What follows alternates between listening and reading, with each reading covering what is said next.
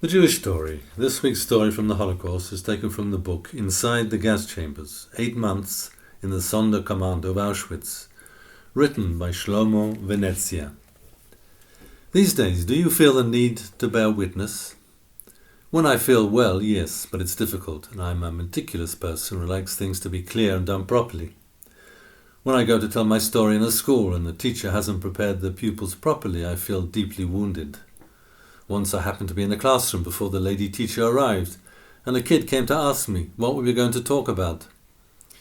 But overall, bearing witness in schools gives me considerable satisfaction.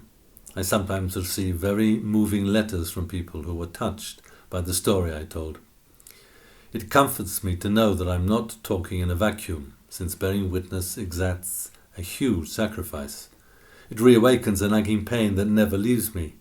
Everything's going fine, and then all of a sudden, I'm in despair. As soon as I feel a little joy, something inside me closes up immediately. It's like an inner flaw. I call it the survivor's disease. It's not typhus, tuberculosis, or the other diseases that people sometimes caught.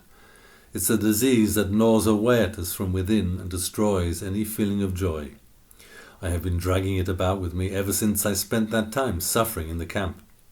This disease never leaves me a moment of joy or carefree happiness. It's a mood that forever erodes my strength. Do you think that there is any difference between you as the survivor of the Sonderkommando and the other survivors from Auschwitz? Yes, I think so, even though I know that saying so hurts some people's feelings. The other survivors certainly suffered from cold and hunger more than I did, but they weren't constantly in contact with the dead. This vision day after day of all those victims who had been gassed, the fact of seeing all those groups arriving and entering without hope, having lost all joy. They were all at the end of their strength. It was really terrible to see. If I say that the experience of being in the Sonderkommando weighed much more heavily, this was because I had occasion in Melk and Ebensee to share the common experience of other deportees. Have you ever talked about all of this to your wife and children? No, absolutely not. It wouldn't have done me any good to talk to them about it. On the contrary, it would have inflicted on them a weight that was useless and difficult to bear. Only recently did they start to discover my story. I did all I could to avoid them being marked by it, but I know that I couldn't behave like a normal father who helps his children to do their homework and merrily plays with them.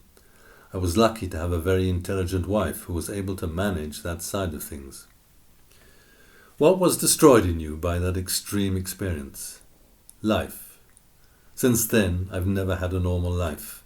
I've never been able to pretend that everything was all right and go off dancing like others without a care in the world. Everything takes me back to the camp. Whatever I do, whatever I see, my mind keeps harking back to the same place. It's as if the work, in inverted commas, I was forced to do there had never really lifted my head.